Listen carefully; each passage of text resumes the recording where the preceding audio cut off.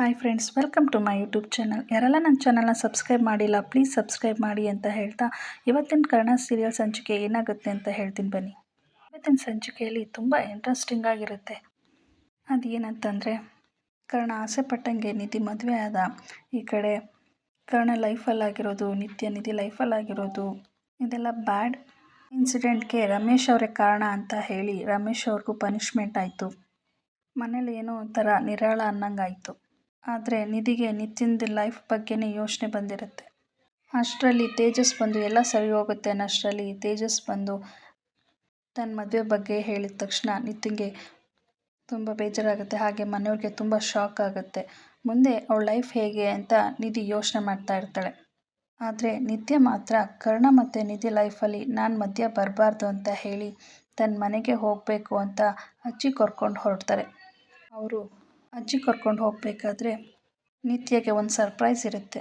ಅದೇನೆಂದರೆ, ಕರ್ಣ ಸುಟ್ಟೋಗಿರೋಂಥ ನಿತ್ಯ ಅವ್ರ ಮನೇನ ರೆಡಿ ಮಾಡಿಸಿರ್ತಾರೆ.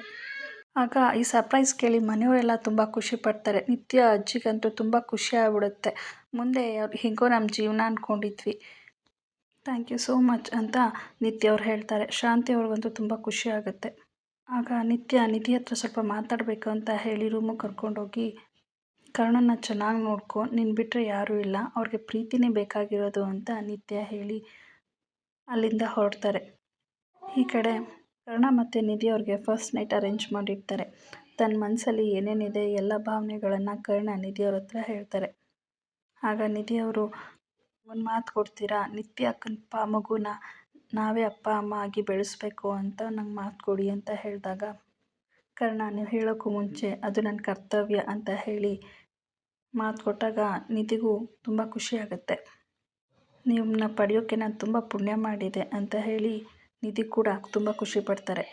ಆದರೆ ಈ ಸಿಚುವೇಷನಲ್ಲಿ ಒಂದು ಟ್ವಿಸ್ಟ್ ಇರುತ್ತೆ. ಅದೇ ಆ ಲೇಡಿ ವಿಲನ್ ಇರ್ತಾರಲ್ಲ, ಆದರೆ ಫಸ್ಟ್ ನೈಟ್ ಟೈಮಲ್ಲಿ ಅವರೊಂದು ಸರ್ಪ್ರೈಸ್ ಗಿಫ್ಟ್ ಕಳಿಸಿರ್ತಾರೆ. ಅದನ್ನು ನೋಡಿ ಕರ್ಣ ಮತ್ತು ನಿಧಿಗಿಬ್ರಿಗೂ ಶಾಕ್ ಆಗುತ್ತೆ. ಆ ದಿನ ಮಾತ್ರ ಕರ್ಣ ನಿಧಿಗಂತೂ ನಿದ್ದೆನೂ ಬರೋದಿಲ್ಲ, ಅವ್ರ ಫಸ್ಟ್ ನೈಟು ನಡೆಯೋದಿಲ್ಲ.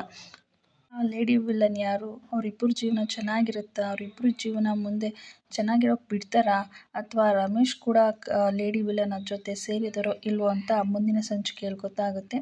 ಹೀಗೆ ನೋಡ್ತಾ ಇರಿ. Thank you.